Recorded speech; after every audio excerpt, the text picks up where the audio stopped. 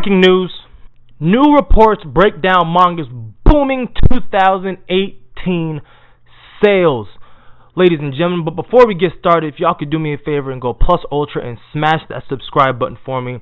It lets me know that y'all rock with the content that I'm putting out, rock with the articles that I'm reviewing, and if you have any suggestions or any articles that pop up and you want my opinion on it, you want me to break it down, look into it deeper, just go ahead, leave it down in the comment section below, or hit me up on, Twitter in my DMs, or just, at me, and I can see what I can get popping. Now, look, we're going to review this article, because I've done a similar video before where I broke down the sales for manga, and then I broke down the comic book sales for Marvel and DC, and you can see that there is a substantial gap between comic book sales and manga sales, right?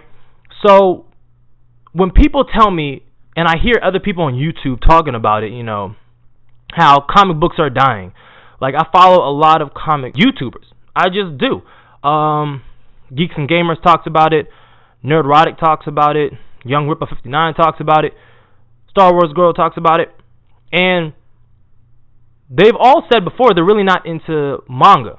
And so when they say comic book sales are down, they're dying. I'm into manga personally. And I can tell you right now, people aren't hating to read.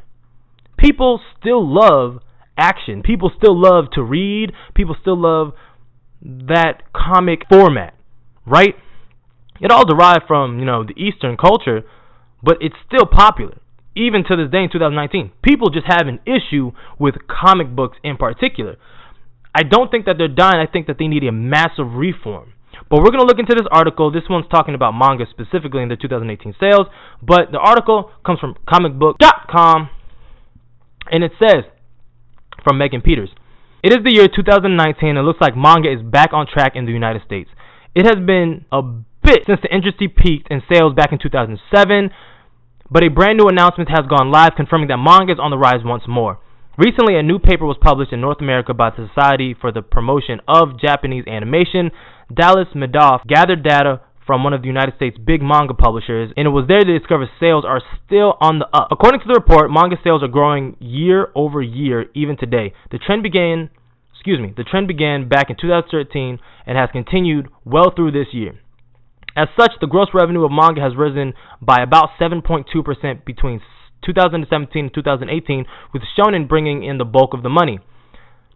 As a point to note, the report does say that manga sales are closely tied to the anime adaptation and the foreign licensing. As anime adaptation gives an automatic lift to manga sales for the series in North America, so titles like Dr. Stone are in for a treat this year. If you don't know, they just got their anime adaptation this season, and I believe they're currently on episode 8 or 9. So even with Dr. Stone being ranked in the top 15 of manga sales, it's probably going to go up and be ranked be ranked higher for this year coming up. It happens every time an anime gets an adaptation. Happened with My Hero Academia. It happened with Black Clover. It's going to happen with Dr. Stone. It's inevitable. People still like to read. People still like to own physical copies. People will buy mangas. The same way, if comic books gets their shit together, people will buy comics again. It's not changing. Back to the article. Not only is the sale of manga on the rise in North America, but the reports reveal that about 25% of the entire graphic novels market belongs to manga in the United States.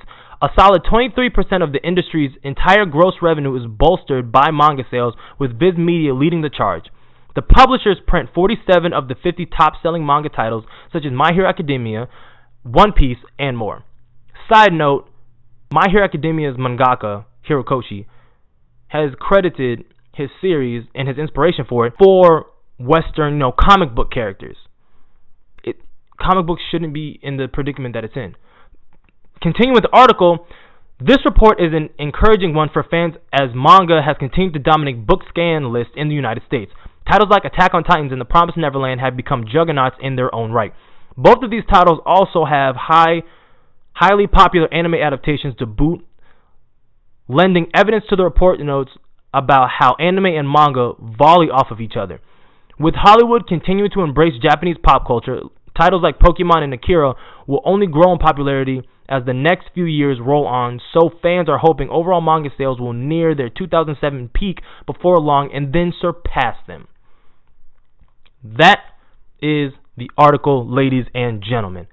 Now, my thought. Like I said, I've covered in depth the manga sales for 2018 and the comic book sales for 2018, and I will link that video in the description for you. None of this surprises me, honestly.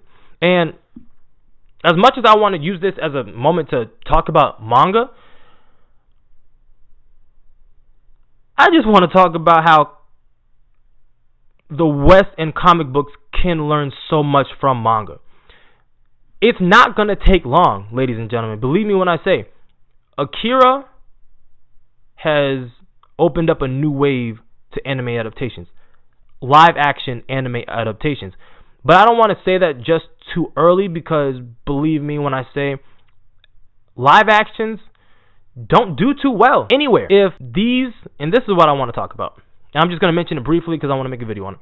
If these live action Disney movie adaptations were anime live action adaptations, we would not give them a second look. There has not been a good anime adaptation before Akira. I'm sorry, not Akira. Alita Battle Angels. I take that back, but this might just be me. I really enjoyed the Speed Racer adaptation. But that's just me. But other than Alita Battle Angels, every other live action adaptation has struggled. These Disney movies are no different. Some things just deserve to be 2D animated, and that's it. This is going to tie in a lot to the other video that I did, where I talked about Netflix and Disney. With sales up 7% from the previous year's sales, every major Western production studio is going to be trying to get their hands on anime titles so that they can produce more seasons, toys, and live action movies. This is not going to end well. I'm sorry. Disney already owns a 60% stake in Hulu. You can only imagine that the anime is going to be on some of it, at least. I don't know. Disney might start doing anime adaptations, like Disney originals, like what Netflix does. They're going to do Disney originals for anime. And the one thing I pride the East on is that they don't give a damn about your politics. They don't give a damn how you feel. They are just concerned with making dope stories. And I thank them so much for that. I thank Nintendo for not bending knees and just doing what they want to do. Whatever. So much flack was given to Goblin Slayer for its opening scene. So much flack was given to Rise of a Shield Hero for the whole false accusation that was bestowed upon him. Right? But that made the anime. Those are what brought people, not everything, but like, yo, when you open up like that, you're like, yo, people don't do this. And because they don't do this and it's so rare, you're like, wow, I haven't seen this before. This is actually something pretty dark. But it's real. Just because you don't talk about it, just because you don't put it in whatever it is that you do, doesn't mean that it doesn't happen. And with everything becoming so soft and so cookie cutter nowadays, no one is ever pushing the envelope anymore. People are afraid to push the envelope. Some people are so soft and just, it's scary. I'm scared for manga because with the West having all of this money, with the big juggernauts, Warner Media, Disney, Hulu, Netflix, I mean, shit, I found out that Crunchyroll got sold to AT&T. I'm like, oh my gosh, what is about to happen to Crunchyroll? I'm afraid that Western politics are inevitably going to get into anime that we love and cherish. But that is all I have to say. Look, if you rock with the content, subscribe to the channel, comment, tell me what you think in the comment section below, share, and like always, keep it safe and rep it tight. I'm out.